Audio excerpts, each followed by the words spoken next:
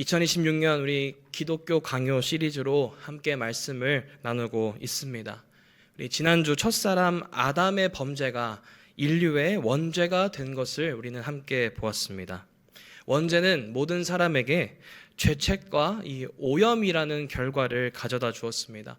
죄책이란 무엇이냐면 모든 사람이 사망이라는 형벌을 받아야 한다는 그런 책임이 주어졌다는 말이고, 이 오염이라는 말은 죄로 인해 전적으로 무능하고 부패하게 된 상태를 가리켜 이제 이 죄책과 오염이라고 합니다. 그로 인해 육체와 영혼이 분리되는 이 육신의 죽음과 또한 하나님과 분리되는 이 영혼의 죽음의 상태를 겪게 됩니다. 그럼에도 불구하고 하나님은 일반 은총의 은혜를 허락하셨습니다. 이 창세기 4장을 보게 되면 이 가인의 족보가 등장합니다.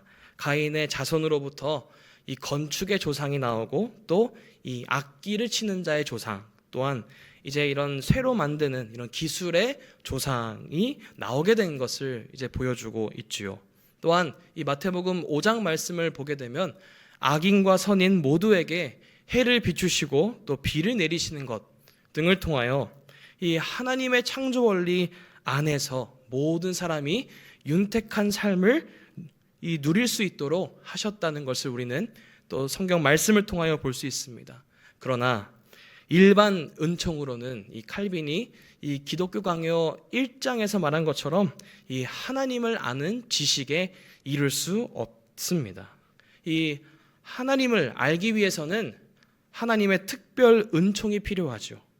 이 특별 계시라고도 부르는 이 특별 은총이란 택하신 자에게 주시는 그런 구원의 은혜를 말합니다. 이것은 모든 사람에게 차별 없이 베푸시는 일반 은총과는 다른 것이죠.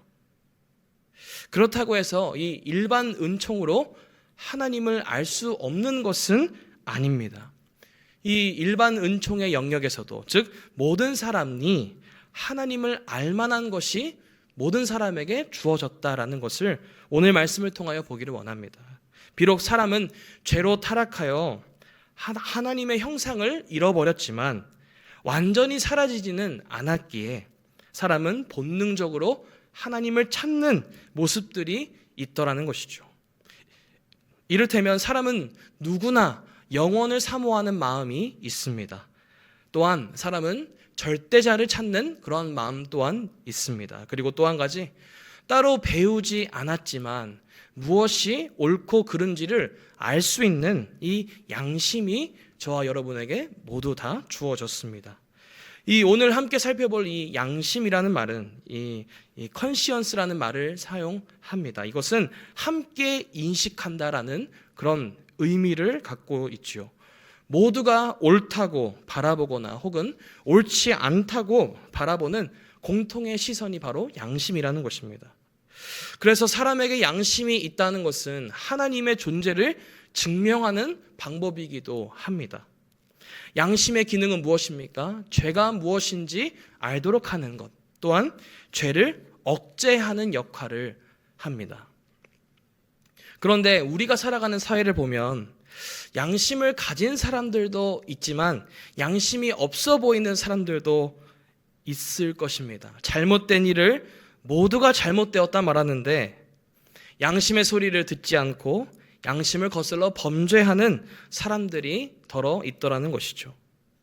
그러므로 더 이상 양심은 공통적인 인식이 아니라 일부 사람들에게만 자리 잡힌 기준이 되고 말았습니다. 이는 양심이 있고 없고의 문제가 아니라 양심이 제 기능을 하느냐 하지 못하느냐라는 것을 우리는 보아야 됩니다. 즉 우리의 안전에 대해서도 이 안전을 인식하지 못하는 안전 불감증이 있는 것처럼 누군가의 양심은 영적인 위협을 감지하지 못하는 이른바 영적 안전 불감증의 상태에 놓여 있더라는 것이죠. 저와 여러분의 양심을 한번 들여다보겠습니까? 함께 지켜야 되는 공공 예절이나 질서 등 이 지키지 않았을 때의 양심은 어떠하십니까? 혹시 이 들키지 않기를 바라시면서 몰래 행하시거나 혹은 일을 저지르고 숨고 있지는 않으십니까? 이와 같이 모든 사람의 양심이 같지 않고 다르게 작용하는 이유는 양심의 상태가 동일하지 않기 때문인데, 성경은 양심을 네 가지로 분류하여 우리에게 조명해주고 있습니다. 첫 번째로 이 오늘 본문에서 살펴본 이 화인 맞은 양심입니다. 화인 맞은 양심. 이 화인을 맞았다라는 그 말은 헬라어로 이 카우스테리아조라는 말을 쓰는데, 이것은 불 붙다라는 말에서 파생되었습니다. 즉, 이 화인이라는 말은 불에 달군 도장, 인두지요. 그래서 노예의 이마에 찍은 낙인과도 같은 것을 화인이라고 말합니다. 이 고대 사회에 노예를 소유한다는 이 표징이 바로 화인이었던 것이죠. 이것은 즉 양심이 자유롭지 못한 상태, 종노릇하고 있는 상태를 말씀합니다. 우리 본문 1절 말씀을 함께 읽겠습니다. 시작. 그러나 성령이 밝히 말씀하시기를 후일에 어떤 사람들이 믿음에서 미혹하는 영과 귀신의 가르침을 따르리라 하셨으니. 말씀을 보시면 바울은 디모데에게 말하지요. 후일에 어떤 사람들이 진리에서 떠나 미혹될 것인데 영과 귀신의 가르침에 종노릇 할 것이다 라고 말하죠. 즉 이 화인을 만다는 말은 이 귀신의 가르침에 이 종노릇 하고 있는 상태라는 것을 보여줍니다. 또 한편 이 화인을 맞는다는 말의 또 다른 의미는 불로 상처 부위를 마취한다라는 그런 뜻을 통하여 또한 조명해 볼 수 있겠습니다.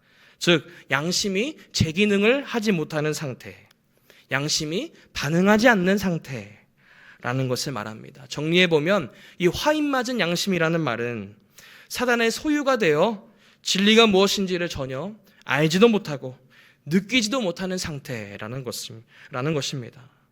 아무렇지 않게 죄를 짓는 모습, 죄책감도 없는 모습을 가리켜 화인 맞은 양심이라고 할 수 있습니다. 이와 관련해서 우리는 로마서 1장의 말씀을 기억해야 됩니다. 이 로마서 1장은 유대인의 죄가 무엇인지를 말씀하고 있습니다. 하나님을 알만한 것이 주어졌음에도 경건하지 않고 이 불의하였던 유대인들.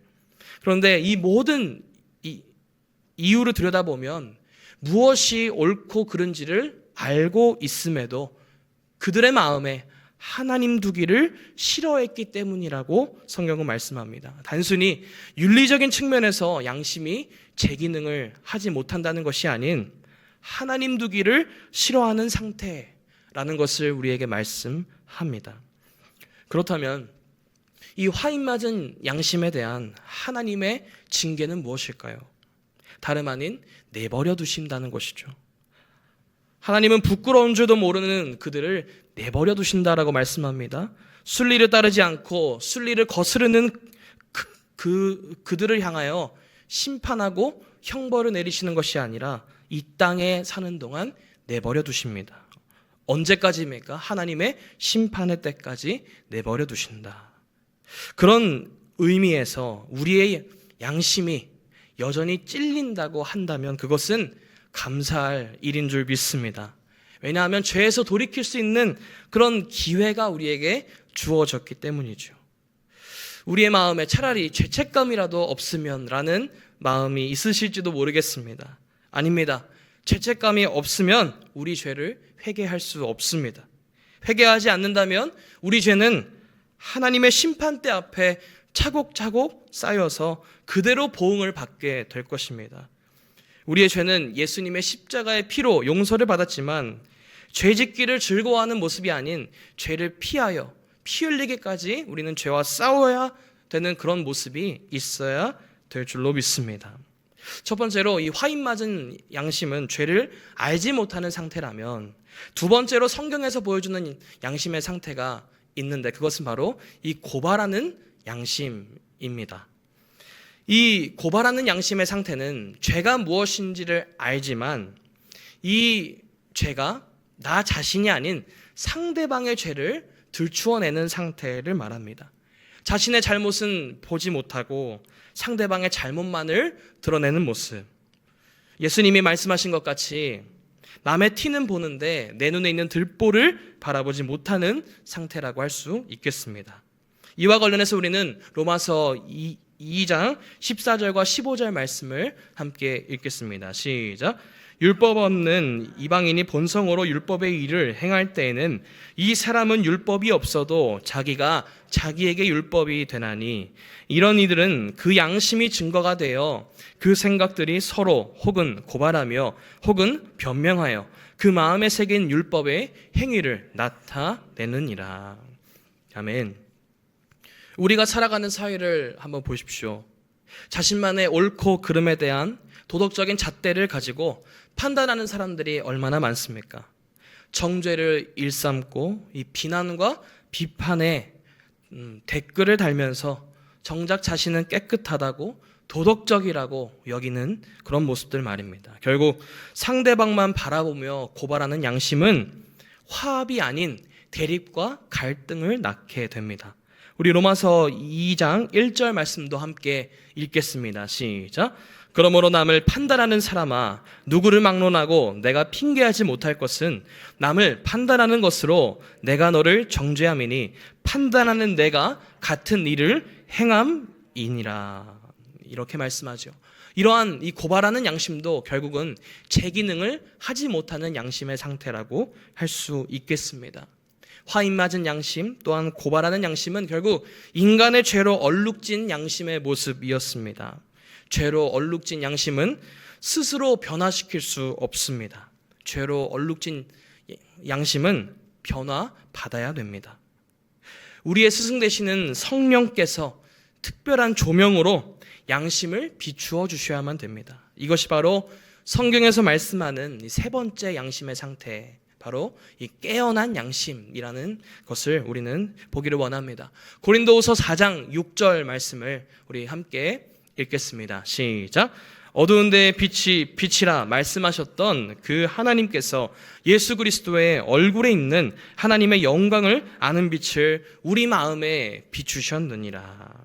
아멘. 비록 죄로 얼룩진 양심이지만 하나님은 우리 가운데 빛을 비추어 주셨습니다. 전에는 다른 사람을 향하여 고발하던 양심이 변화받아서 나를 돌아보게 되고 알지 못했던 내 안에 숨겨져 있던 죄가 드러나게 되고 그리고 회개하도록 하게 되는 것이 바로 우리의 깨어난 양심입니다. 나의 양심을 깨우는 첫 걸음은 나로부터 시작되지 않습니다. 어두운 우리 마음에 그리스도의 빛이 밝게 비추일 때에 우리는 어둠의 자녀가 아니라 빛의 자녀로서 발을 내딛게 될 것입니다. 우리의 양심이 성령으로 깨어나기 시작하면 잘못된 것을 분별하기 시작합니다.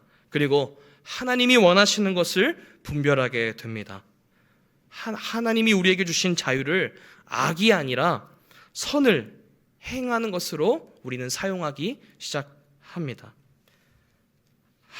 하나님을 떠난 사람의 자유 의지는 죄를 짓는 자유 의지였지만 변화된 사람의 자유 의지는 선을 행하는 그런 자유 의지가 되었다는 것이죠. 이것이 바로 성경이 말하는 마지막 네 번째 양심인 바로 선한 양심입니다. 선한 양심. 우리 베드로전서 3장 16절 말씀을 함께 읽겠습니다. 시작. 선한 양심을 가지라. 이는 그리스도 안에 있는 너희의 선행을 욕하는 자들로 그 비방하는 일에 부끄러움을 당하게 하려 함이라. 아멘. 이 선한 양심은 이 방금 말씀을 통하여 보았던 것처럼 그리스도 안에 있는 양심의 상태라고 말씀하는데 이 베드로전서 3장의 맥락을 보게 되면 형제를 사랑하는 것이고 그리고 그 형제를 불쌍히 여기는 것이며 악을 악으로 갚지 않는 것을 말합니다. 이처럼 이 변화된 양심은 반드시 변화된 삶을 이끌어냅니다. 반대로 변화되었다 말하면서 삶이 변화되지 않는 사람들은 선한 양심을 가졌다 할 수 없을 것입니다. 우리의 양심은 결국 나 자신이 아니라 남을 향한 양심이 되어야 한다는 것이죠. 사랑하는 영가족 여러분, 오늘 내 양심의 현 주소는 어디입니까? 오늘 내 양심이 죄에 무감각하고 또는 나 자신이 아니라 상대방을 향해 삿대질을 하는 상태라면 우리의 양심은 성령 안에서 깨어나야 됩니다. 시편 51편 다윗의 고백과 같이 내 안에 정직한 영을 새롭게 하옵소서라는 고백이 우리 가운데 있어야 됩니다. 주님의 성령을 내게서 거두지 말아달라고 우리는 간절하게 부르짖어야 됩니다. 왜냐하면 성령을 거두어 가시면 우리는 죄의 종노릇하여 살 수밖에 없기 때문입니다. 그렇게 우리의 양심이 깨어났다면 그 양심은 반드시 선을 행하는 자유가 되어야 됩니다. 왜냐하면 선한 양심은 그리스도 예수의 마음이기 때문이죠. 예수님의 마음은 나 자신이 아니라 반드시 내 옆을 향한다는 사실입니다. 담대히 그의 보좌 앞에 나아갔다면 히브리서 13장에 말씀하는 것처럼 우리는 그의 영문 밖으로 나아가야 됩니다. 하나님이 우리에게 주신 선한 양심을 가지고 우리는 한 지체를 세워야 됩니다.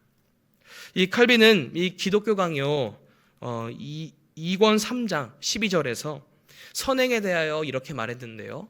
우리 같이 함께 그 문구를 읽겠습니다. 시작. 선행을 하고자 하는 의지도 하나님의 선물이다. 이렇게 말합니다. 선행은 하나님이 기뻐하시는 일이요 하나님 나라의 실현임을 믿으시기를 소원합니다. 네, 말씀을 정리합니다. 오늘 우리가 사는 이 세상은 하나님이 주시는 양심의 소리를 듣지 않고 죄로 인해 부패하고 타락한 그 내면의 소리를 들으라고 말합니다. 분명히 하나님의 말씀은 아니라고 말하는데 괜찮다고 그럴 수도 있다라고 말합니다. 그렇게 스스로 하나님이 되고자 하는 사단 마귀의 영적인 공격 앞에서 우리는 말씀을 통해 깨우치시는 성령의 음성에 귀를 기울여야 할 줄을 믿습니다.